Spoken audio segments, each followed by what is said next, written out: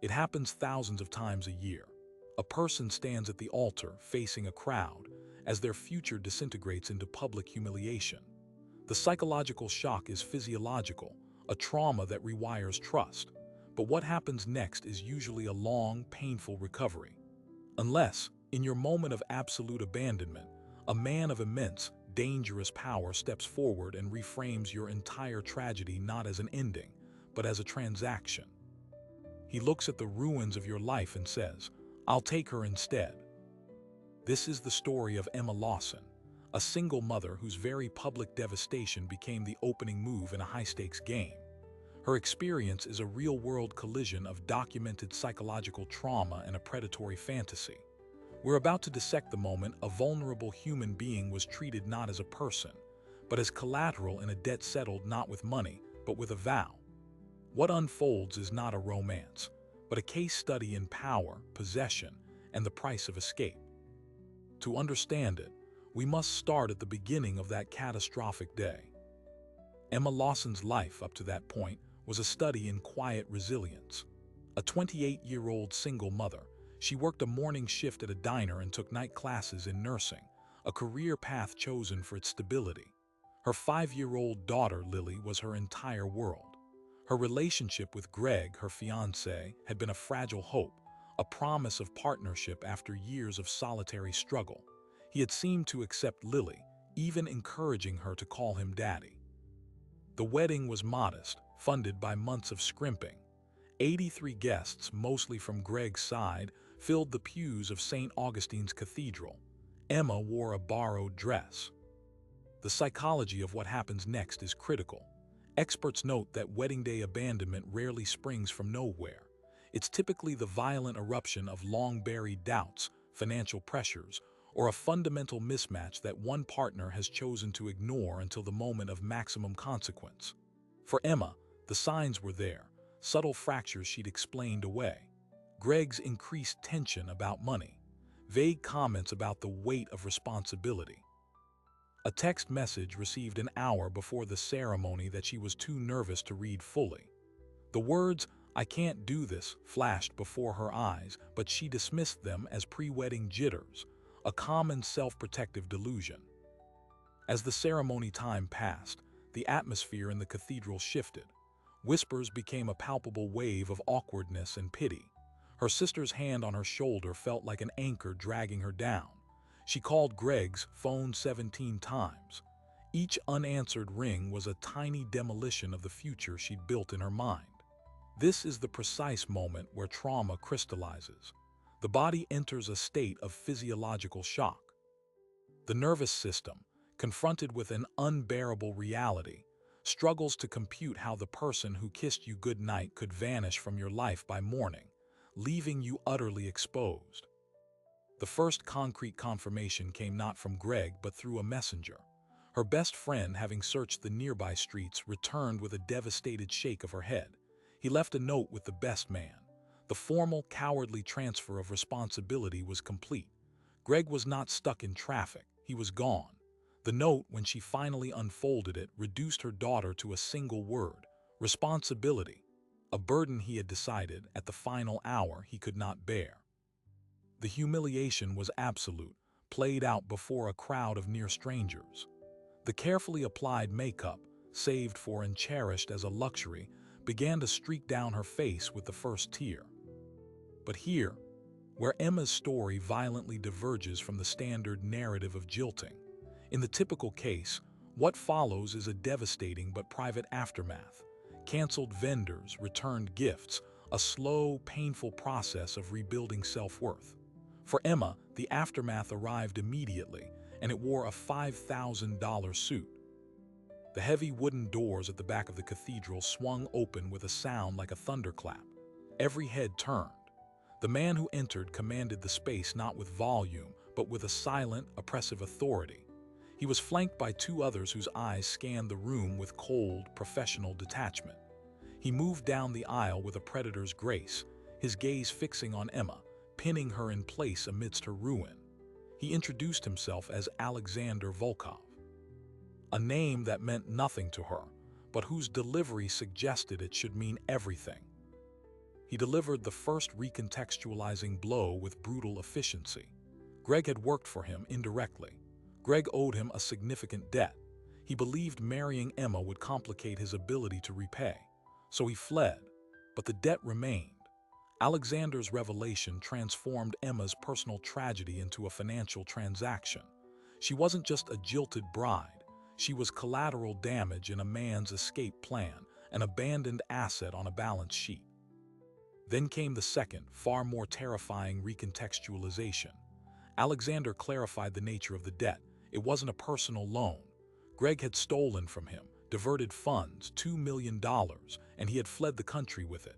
The man in the expensive suit was not a banker. He was a collector. And with the primary debtor vanished, his attention settled on the only connected party left in the room, Emma. She was, in his terms, the only available collateral. The tension in the cathedral stretched to breaking point. Alexander's men had positioned themselves at the exits. The power dynamic was no longer about a broken heart. It was about a power imbalance of terrifying scale. He offered her a way out, a proposition to settle the debt. When she asked what it was, his answer sent a shockwave through the silent church, a line that crosses from financial threat into something profoundly darker.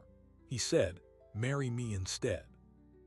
The bouquet fell from Emma's hands. Petals scattered across the marble like shattered illusions. The offer was not romantic, it was possessional. "Your fiancé refused to marry you," Alexander stated, his voice chillingly calm. "So I'm offering to take his place." The verb was deliberate, take. This was the fantasy trope weaponized in real time, the billionaire not as rescuer but as acquisitor. He was not saving her. He was acquiring her as a substitute asset, a wife to settle a balance. When Emma, in disbelief, refused, citing the insanity of marrying a stranger, Alexander revealed the steel beneath the polish. If she refused, he would collect what he was owed through other means. He would go after Greg's family, his parents sitting bewildered in the third pew. Their assets, their security. "Business is business," he said. "I prefer the elegant solution." The threat was unambiguous. Her choice was now a horrific calculus.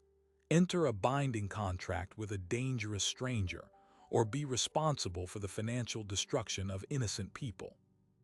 But then he performed a masterful, manipulative pivot. He lowered his voice, listing the intimate struggles he should not have known. Her 2 jobs, the late rent, her daughter's unpaid medical bills. He had been watching. This was not a chance intervention. It was a calculated move, with Greg's betrayal merely providing the opportunity.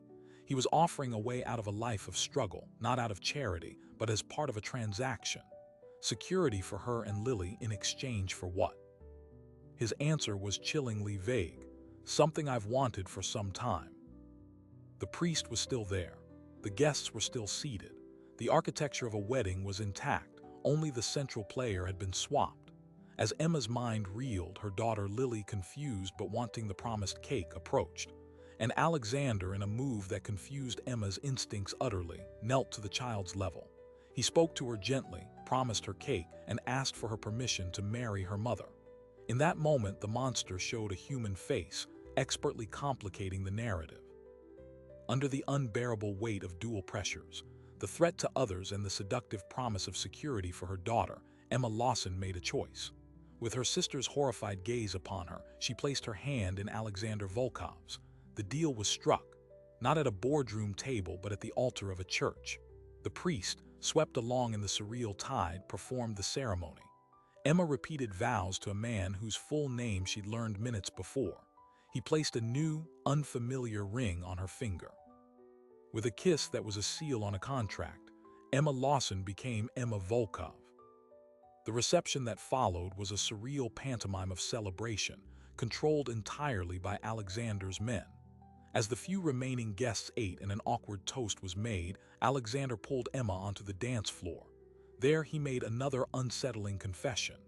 His interest in her was not new. He had been observing her for months, admiring her resilience, her loyalty. Greg's theft had merely accelerated his timeline. He wanted, he said, a partner with such qualities. The forced marriage was, in his mind, an unconventional courtship. That night, in a mansion that felt like a gilded cage, the final pieces of the setup fell into place. Alexander confirmed what Emma had suspected. He was the head of a powerful organization, a euphemism for a crime syndicate. His world was one where violence was a tool and loyalty was enforced. But he offered a twisted bargain. Within the walls of this prison, she and Lily would have safety, luxury, and the pursuit of her dreams. Her nursing degree would be paid for. Lily would want for nothing. The cost, her freedom and her role as his wife. As Emma lay awake in a stranger's bed, listening to her daughter sleep safely in a custom purple room, she understood the true cliffhanger of her situation. She had escaped the humiliation of being jilted, only to be acquired. She had traded the known struggle of poverty for the unknown dangers of a criminal empire. The man who owned her was a paradox, a threatening collector who showed startling tenderness to a child, a manipulator who spoke of partnership. The central question of her life was no longer, why did he leave? But what does he truly want? And more urgently, as the door between their bedrooms remained unlocked, a silent promise and a threat at what would happen when he decided it was time to collect on the full terms of their deal. The first morning in Alexander Volkov's world began with a gentle knock and the scent of freshly brewed coffee. Emma awoke in a bed softer than any she'd known, in a room larger than her old apartment, to a reality that was neither nightmare nor dream, but a meticulously constructed new normal. Her personal assistant, Nadia, presented breakfast on a tray. The coffee was prepared light with cream, no sugar, a detail Emma had never shared, confirming the unsettling depth of Alexander's prior surveillance. Lily, she was told, was already in the kitchen, having pancakes with the cook. She was happy, adapting with the oblivious resilience of a child. This was the first lesson. In this gilded cage, comfort was a primary instrument of control. Emma's demand for answers was met with structured negotiation. At 11 a.m., she was ushered into Alexander's study. His attorney, a man named Harrington, presented her with a portfolio of legal and financial documents. The numbers were staggering. A monthly allowance of $50,000 for her discretionary use. A $5 million trust established for Lily's education.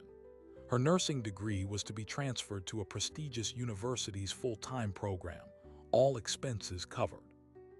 On paper, Alexander was delivering every fantasy of security he had promised, but embedded in the legalese were the chains. He was named Lily's legal guardian should anything happen to Emma. Her accounts, while lavishly funded, were now part of his financial ecosystem. She was being woven into the fabric of his empire, thread by legal thread. When she challenged him on the tracking bracelet he'd given Lily, a delicate silver band with a GPS locator, his justification was chilling in its paternal logic. In my position, there are those who might seek leverage. Lily's safety is non-negotiable.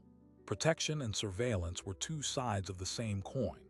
He then made a pivotal, calculated concession. He affirmed she was not a prisoner. She could come and go, pursue her education, have a life, provided she accepted security detail.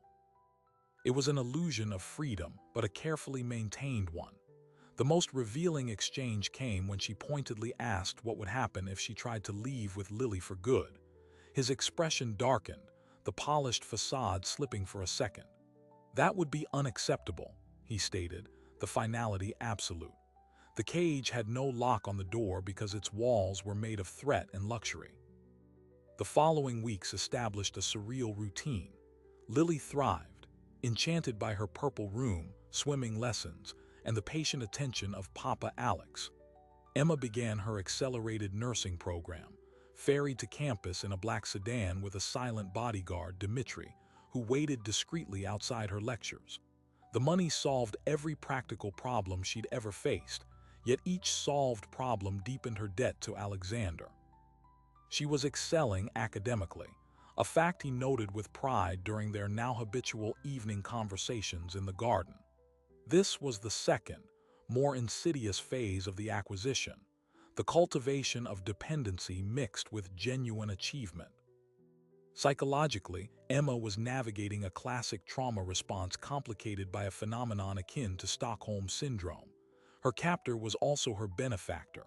Her jailer praised her successes. The man who had threatened innocent people read bedtime stories to her daughter, doing voices for the characters. The cognitive dissonance was immense. To survive, her mind began to rationalize. Maybe he was more than a criminal. Maybe his harsh world had shaped him into seeing this transactional possession as the only way to claim something he genuinely admired. This internal softening was a dangerous evolution, and Alexander, a master strategist, nurtured it. The first major external threat to this uneasy equilibrium came from her sister, Melanie. During a strained visit, Melanie pleaded with Emma to see a lawyer to escape. "He's a criminal, Emma. You're laundering his life, not living your own." But Emma, now insulated by wealth and a twisted sense of obligation, defended the arrangement. She cited Lily's happiness, her education, the stability. The argument revealed how far she'd already acclimated. She was no longer planning an escape, she was rationalizing a stay. After Melanie left in tears, Alexander found Emma upset. Instead of gloating, he offered a rare moment of seeming vulnerability. "Her fear is a testament to how much she loves you," he said. "I cannot fault her for that." The comment, disarming in its empathy, further blurred the lines between enemy and ally. The tension inherent in their arrangement reached its first peak on the night of Emma's first major university exam. She returned home exhausted but triumphant, having topped her class. Alexander awaited her in the garden with wine. He toasted her success, his pride seeming authentic. Then, in the twilight, he made a move that redefined their entire dynamic. He offered her a true, clean way out. He stated that if she wanted to leave, to take Lily and go with his blessing and continued financial support, no strings attached, he would allow it. The offer was so shocking, so contrary to everything she understood about his possessive nature, that it left her speechless. His reasoning was even more stunning. "Because in these past months I've come to want more than just your presence, Emma. I want your choice." This was the master pivot. By offering freedom, he transformed the power dynamic. Her continued stay would no longer be coerced but consensual. The transaction would become a partnership. It was a breathtaking psychological gambit. He was betting that the life he'd built for her, the safety, the respect, the glimpses of a man capable of tenderness, would be more compelling than an unknown freedom stained with struggle. The proposal forced Emma to confront a terrifying question. Had she, in the quiet moments, begun to want this? Not the coercion, but the man himself. The dangerous, complicated, fiercely reliable man who saw her strength and called it valuable. That night, lying awake, Emma realized the cliffhanger of her physical safety had evolved. The unlocked door between their bedrooms was no longer just a threat of invasion, but an invitation, a choice. His patience was a claim in itself. By not taking, he was asking her to give. And to her own shock, she was considering it, not out of fear or obligation, but from a place of confused, genuine attraction. The fantasy trope was curdling into a reality more complex than any story. The billionaire wasn't just claiming his prize. He was meticulously persuading her to claim him in return. The bridge to the next, more dangerous phase of their relationship was built in that moment of offered freedom. Emma's decision to stay, if she made it, would be the point of no return. It would signal her acceptance not just of the protection, but of the man and the darkness he represented. It would mean stepping through that connecting door not as a reluctant debtor, but as a willing partner. The escalation was no longer about external threats or legal bonds. It was about an internal surrender, a conscious decision to walk deeper into the gilded cage and perhaps lock the door behind her. The question hanging in the air was no longer, what will he take? But what is she willing to give? And as she rose from her bed and placed her hand on the cool brass knob of the connecting door, the answer would redefine everything. She turned the knob and the door between worlds swung open silently. Alexander was awake, seated in an armchair by the window, a book open in his lap. He looked up, his expression not of victory but of quiet inquiry. Emma crossed the threshold. Her words were simple, definitive. "I don't need time, I choose to stay." In that moment, the arrangement transmuted. The coercion was formally supplanted by consent. What began as a financial seizure evolved into a relationship. For Alexander, this was the ultimate acquisition, not just her presence but her will. The physical intimacy that followed was not an assault, but a negotiation, a careful, mutual exploration that was startling in its tenderness. It confused Emma more than violence ever could. This dangerous man, capable of undisputed cruelty in his business, handled her with a reverence that felt genuine. The contradiction was the core of his power. He was not a monster in the dark. He was a man who compartmentalized monstrosity, saving his humanity for the space behind the bedroom door. Emma's psychology now wrestled with an even more profound dissonance. She was falling for her captor. Not the idea of him, but the actual, flawed, fiercely attentive man who shared her bed.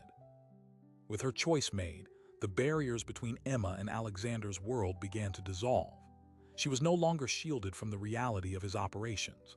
She overheard phone calls in Russian, discussions of shipments and territory disputes. She saw men with hard eyes and concealed weapons treating her with a new, wary respect. She was now the boss's wife, a position of status and vulnerability within the organization. Alexander began to explain, in broad strokes, the architecture of his empire. Legitimate fronts in real estate and import-export funded and laundered money from less legitimate ventures. Gambling, high-interest lending, protection rackets. He spoke of it as business, using the clinical language of a CEO, but the subtext was clear. This was a criminal syndicate, and he was its undisputed head. Then came the first major external escalation. A rival organization, seeing Alexander's public marriage as a potential weakness or a new target, made a move. Emma's sedan was forced off the road on her way home from university. It wasn't a serious attempt, more a probing attack, a message. But the result was concrete. Dmitri, her driver and bodyguard, was injured. The sanctity of her bubble of safety was punctured. Alexander's response was swift and brutal. That evening he arrived home late, his knuckles scraped raw, a dark intensity in his eyes he didn't explain. The message from the rival group ceased. The lesson for Emma was visceral. The violence of his world was not abstract. It could reach her, and his protection was itself an act of violence. This incident triggered the next, more insidious shift. Alexander insisted on tightening security. Lily's tracker was upgraded. Emma was asked, though not ordered, to have a discreet locator chip embedded in her own phone. The estate's perimeter security was enhanced. The gilded cage developed sharper bars, yet perversely, the threat bonded them. Emma found herself relying on Alexander's strength, trusting his capability to shield them. Her fear of him morphed into fear for him, and for the life they were building. She was becoming emotionally invested in the stability of her own captivity. It was during this tense period that Emma decided to test the limits of her supposed partnership. She asked to see the books for one of his legitimate businesses, a waterfront import company. To her surprise, Alexander agreed. He gave her full access, challenging her to find inefficiencies. It was a test of her intellect and a gesture of trust. Emma, using the analytical skills from her nursing studies, pored over the data, and she found something. A pattern of small, recurring discrepancies in shipping manifests. She presented her findings, expecting praise. Alexander's face went eerily still. He thanked her, kissed her forehead, and left the room. The next day, the company's longtime manager vanished. No explanation was given. Emma had inadvertently signed a man's death warrant. The horror of this realization was a cold shock. Her partnership had real-world consequences. She was no longer just a beneficiary of this world. She was an active participant. The guilt ate at her. She confronted Alexander, her voice shaking with anger and remorse. He listened, then delivered a chilling lesson. "That man was stealing from me, Emma. You didn't condemn him, his choices did. In my world, loyalty is the only currency. You gave me loyalty by finding the truth. I returned it by removing a cancer." His moral framework was absolute, terrifying, and internally consistent. To survive, she had to either reject it entirely or find a way to accept its brutal logic. She chose in that moment to compartmentalize just as he did.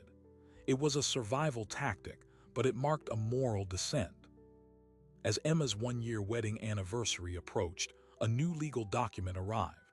Alexander's attorney presented papers to formally begin the process of adopting Lily. This was the final, profound binding. It would make Alexander Lily's legal father, severing any residual claim from her biological father and cementing their family unit in the eyes of the law. Lily, now 6 and deeply attached to Papa Alex, was ecstatic. For Emma, this was the ultimate point of no return. Agreeing would mean fully enmeshing her daughter in this dangerous legacy. Refusing would break Lily's heart and signal a fundamental betrayal of her partnership with Alexander. Under immense pressure, she signed. The celebration that night was lavish. Alexander presented her with an anniversary gift, a charitable foundation established in her name, focusing on medical care for single mothers. It was a breathtakingly thoughtful gesture, reflecting his understanding of her past and her values. It was also a perfect tool of reputational laundering, tying her public identity to his wealth and influence. She was being sculpted into the respectable face of his empire. The fantasy was now fully operational. The billionaire husband, the adored child, the philanthropic wife. The brutal mechanics of its foundation were buried, but never gone. Then the seismic revelation arrived. It came via an unmarked envelope slipped to Emma by a terrified-looking maid. Inside were photographs and a note. The photographs showed Greg, her ex-fiancé, not hiding in some tropical paradise but in a grim concrete room. He looked bruised, desperate. The note was typed unsigned. It read, "He didn't just run, he was caught. The debt is paid in blood, not just money. You're not his wife. You're his trophy and his alibi. Ask him about Monaco." The floor dropped out from under Emma. Greg hadn't escaped. Alexander had found him. The $2 million debt had been settled not through her marriage but through violence.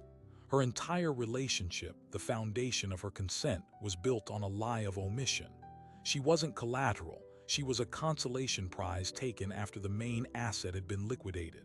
And the mention of Monaco hinted at something deeper, a past event she knew nothing about.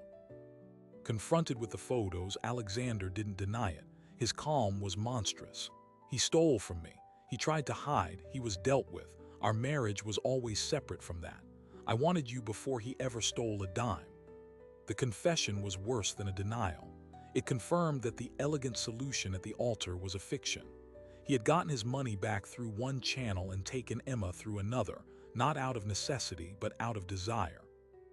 The threat to Greg's family had been a bluff to force her hand.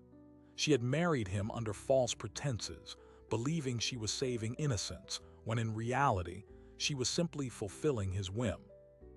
The Monaco clue festered. Emma, using her new access and a desperate courage, began to dig.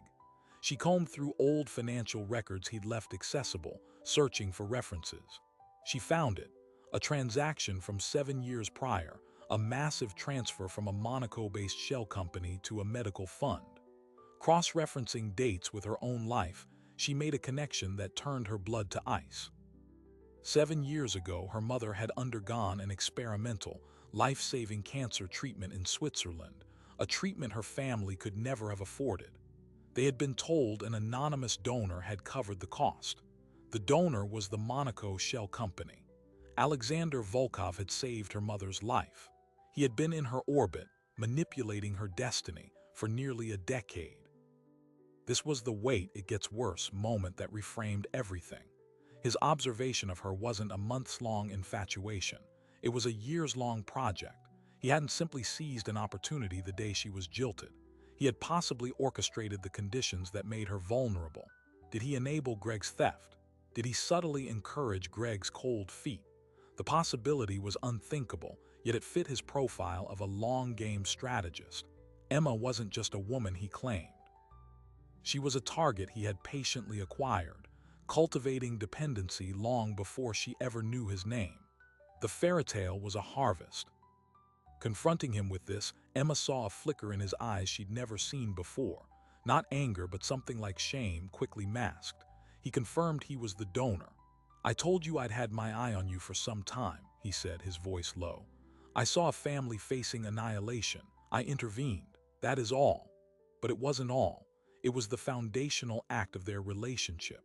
He had placed himself in the role of her family's savior before he ever became her jailer. The debt she owed him was older and deeper than she ever imagined.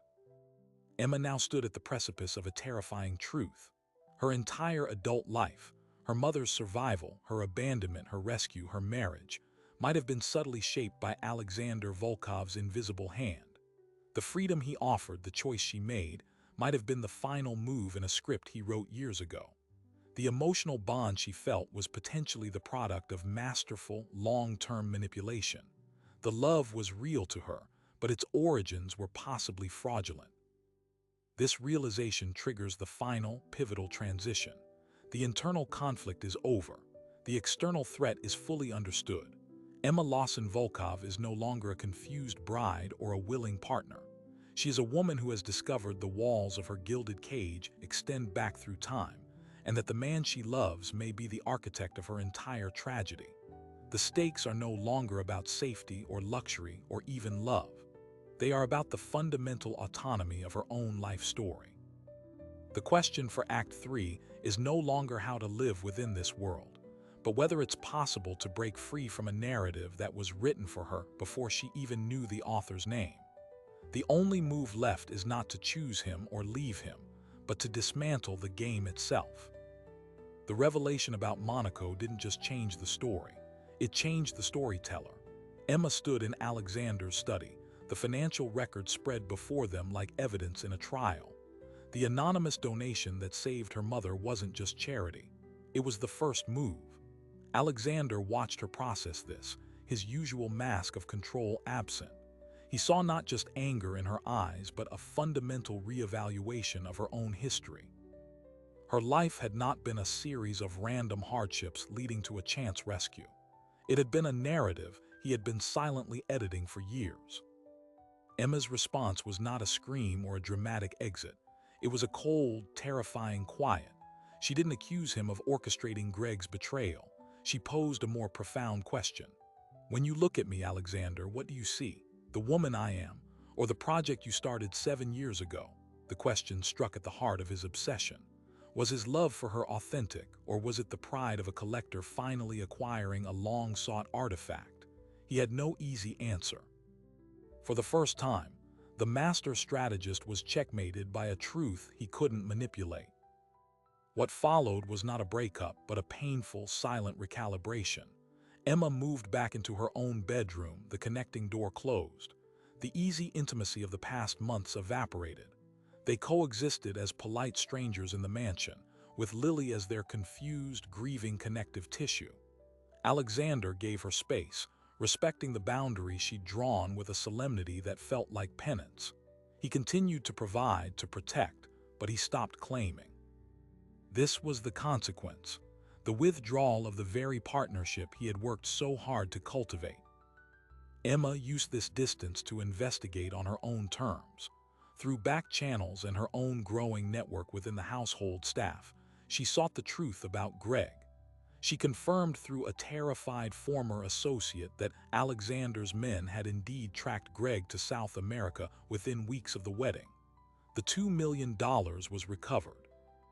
Greg was not killed, as the ominous photo suggested, but was delivered to local authorities with overwhelming evidence of his fraud, ensuring a long prison sentence in a foreign jail. The violence implied was real, but the outcome was legal, not mortal. Alexander had settled the debt with precision, not just brutality. This nuanced truth complicated her anger further. After 6 weeks of silence, Alexander requested a conversation in the garden. He came not with excuses, but with a file. Inside were documents spanning 7 years, reports on her mother's medical progress, notes on Emma graduating nursing school, struggling with Lily's asthma, working double shifts. It was a chronicle of her resilience, observed from afar. He spoke plainly. "I saw a woman of extraordinary strength weathering a storm I understood all too well. I helped with your mother because I could. I continued watching because I was captivated. What began as admiration became fixation. When Greg betrayed you, I saw my chance to step from the shadows. Was it manipulation? Yes. Was it predation? In your eyes, certainly. My only defense is that my desire for you was and is real. I chose the wrong way to make it reality. This was his confession. He acknowledged the foundational flaw. He had stolen her agency to give her security, believing the ends justified the means. He offered no justification, only a final choice. He presented her with two sets of documents. The first, divorce papers with terms granting her full custody of Lily, a substantial financial settlement, and a legally binding agreement that he would never approach either of them again. The second, a post-nuptial agreement. It stripped him of all legal guardianship of Lily unless explicitly granted by Emma, gave her full control of half his legitimate business assets, and established that she could leave at any time with those resources. It was a surrender of power, a restructuring of their relationship with her holding the majority of control. Emma took a week to decide. She didn't consult her sister or friends. She looked at her daughter, who had begun to ask why Papa Alex seemed so sad. She looked at her own life, the degree she was earning, the safety she felt, the complex, infuriating, compelling man who had rewritten her world. She thought of the photo of Greg, not dead but imprisoned. She thought of her mother, alive because of anonymous generosity that now had a name. The moral calculus was impossible. There was no clean answer. Her choice was not a passionate reconciliation. It was a sober, adult decision. She signed the postnuptial agreement. She did not tear up the divorce papers. She kept them in a safe deposit box, a tangible reminder of her power to exit. That night, she opened the connecting door.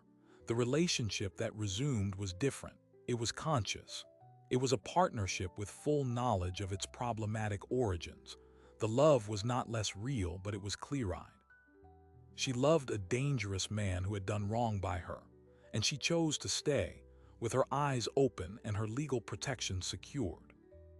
The final surprising detail emerged a year later. On the anniversary of their cathedral wedding, Alexander took her to a small, nondescript office building in the city.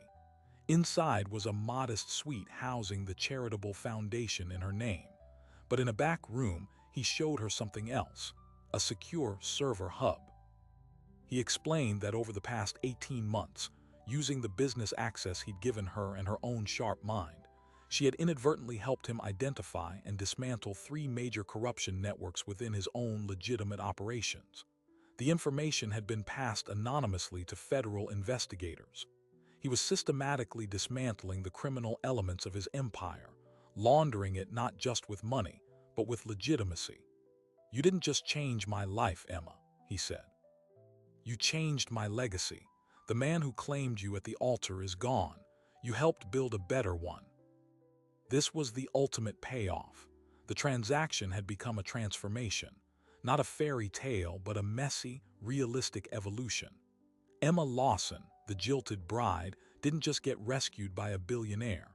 She became the moral compass and willing partner to a man who, for her, chose to become something other than what he was.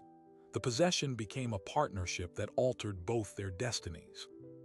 Years later, Emma Volkov runs the largest charitable medical network in the state. Alexander oversees a portfolio of entirely legitimate businesses. Lily is a well-adjusted teenager who knows a sanitized version of her parents' unusual beginning. The story that started with "I'll take her instead" ends not with a captive in a cage, but with a co-architect of a shared future. The psychological wound of abandonment was not erased by wealth, but the security it provided created the space for a complex, chosen love to grow in its place. The fantasy trope met reality, and reality, in this specific singular case, won. It left us with a final, lingering question, not about them, but about us. What do we believe about the stories we consume, and what do they reveal about our own desires for rescue, for power, and for a love that can rewrite a troubled past? Emma and Alexander's story forces a confrontation with a deeply uncomfortable paradox. We are repulsed by the coercion, the manipulation, the foundational theft of agency. Yet, we are secretly captivated by the outcome, the stability, the transformative love, the rewritten destiny. This tension is the engine of the viral fantasy. It preys on a universal human vulnerability, the longing for a deus ex machina, for a power greater than our own struggles to swoop in and solve them, regardless of the cost. The billionaire rescue trope works because it shortcuts the messy work of healing. Real recovery from abandonment trauma, documented in countless cases, is a slow, internal process of rebuilding self-worth. The fantasy offers an external solution, a new, more powerful identity bestowed upon you. You are not healed, you are upgraded. The title "I'll Take Her Instead" is the ultimate expression of this.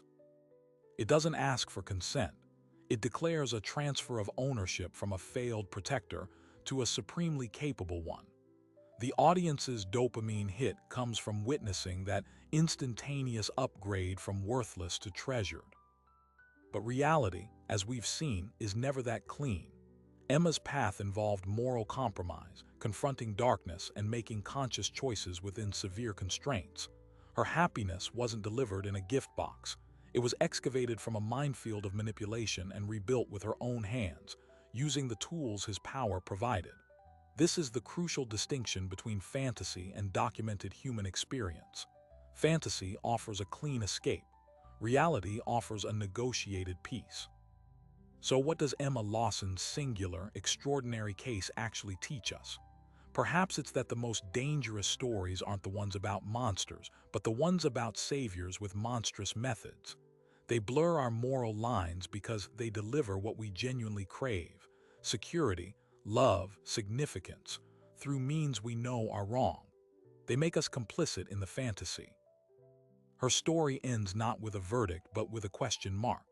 Can a relationship born in predation evolve into something ethical? Can love be real if its roots are poisoned?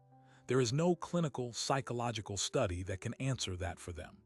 Their answer was a daily choice, a complex architecture of forgiveness, power sharing, and conscious choice built over years. For the rest of us consuming these narratives, the lesson might be simpler. Be wary of the stories that sell you rescue without struggle, power without price, and love without true, unimpeded choice. The real human experience resides in the gray area Emma eventually claimed for herself, not as a passive prize to be taken, but as an active participant writing her own next chapter, even within a story someone else began. If you found this dissection of fantasy and reality compelling, there are more stories where the viral hook masks a deeper, darker truth. Subscribe below to uncover them with us. Thanks for watching.